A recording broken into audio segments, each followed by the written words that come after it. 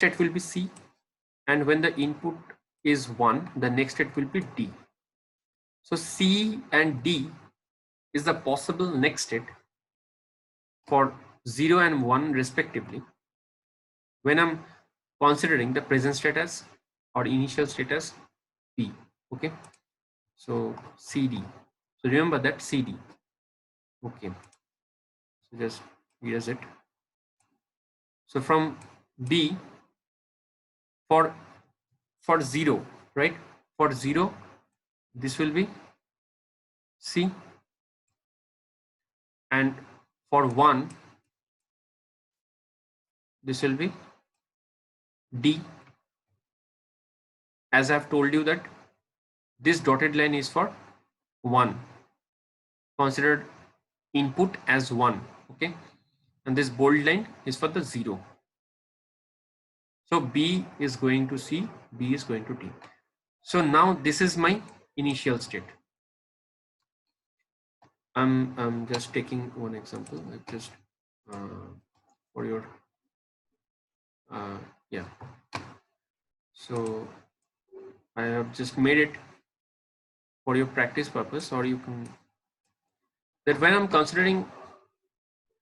considering B as initial position, initial sequence, then the bold line is for 0. So when I'm giving input as 0, B will be converted to C. So C is the next state of D. When the input is 0, then the dotted line is going to D when the input is 1.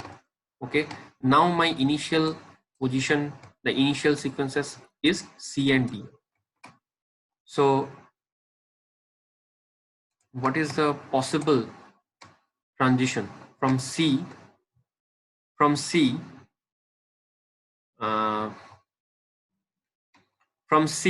when the input is 0, the possible next state is A, and when the input is 1, the possible next state is B. Okay, so from C we can generate two next state, A and B, right? So remember this. So here also from C, this is A and B. So when I'm considering input as 0, so this is going to A. From C, this is A, and from C, the dotted line will be going to B when the input is 1. Okay. From D, you will remember from the table that if we give the input as 0, it will be converted to C, and if I consider input as 1, then the next state will be D. Now for this, that means this is T1, this is T1, this is T2, and this is T3, right?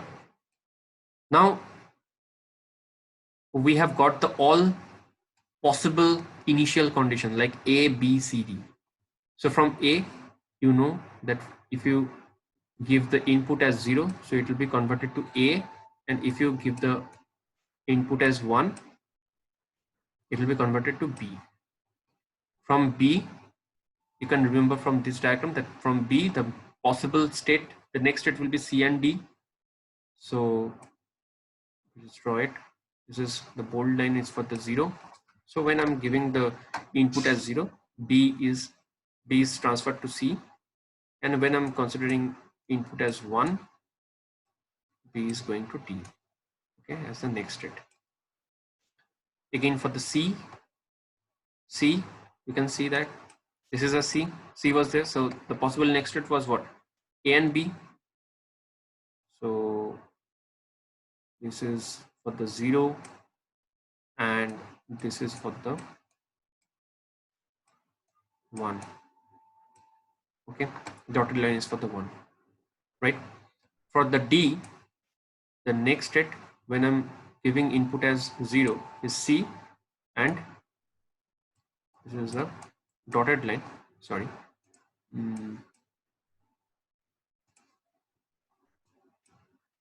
This is dotted line is going to D.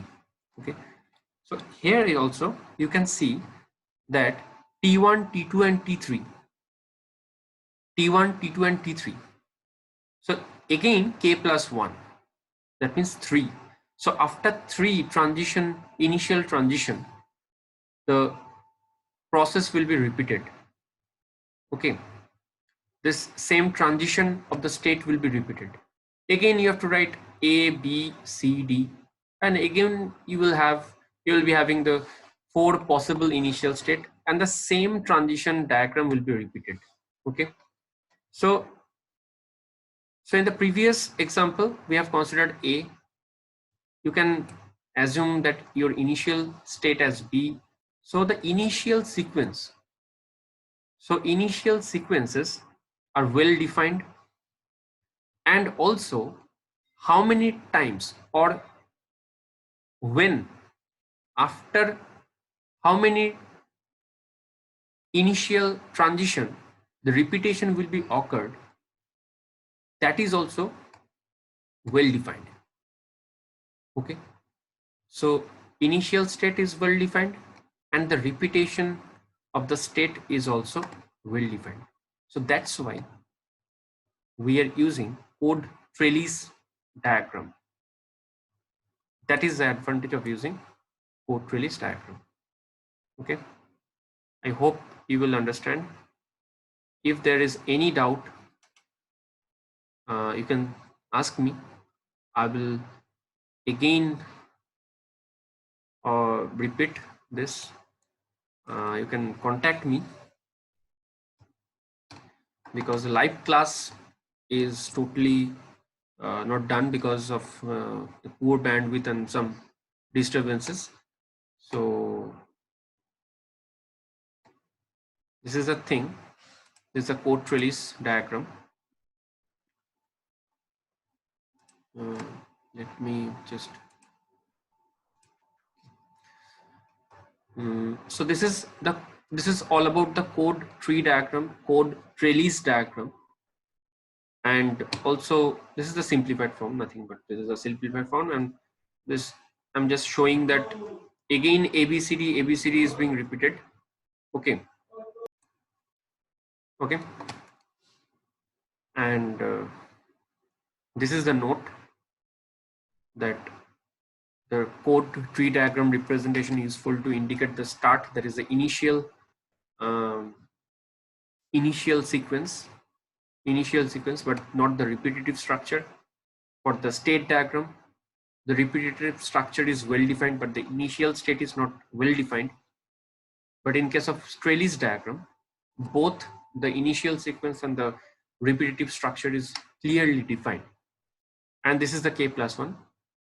We have already seen that why K plus 1 initial transition, after K plus 1 initial transition, the repetition is being occurred. So this is the thing, after K plus 1 initial transition, the state structure becomes repetitive. And this K plus 1 is called the constant length of the code. Okay. So I hope you will understand this note. I will upload this video to the YouTube, and you will be getting the link on the Google Class, and you will also get the PDF of this note. And I suggest you to follow the book, the PDF book. Every time I just keep on telling that to follow the book PDF, which I've already sent to you. So this is all about the diagrams, convolutional diagrams. Okay, so this is the polynomial description, polynomial diagram representation. That means the convolutional code is being represented in the polynomial form. That was the procedure. Then state diagram representation, then code tree diagram. This is a tree diagram, and then the code trellis diagram. And here is the advantage and disadvantage, and what the significance of using the trellis diagram. Okay, thank you.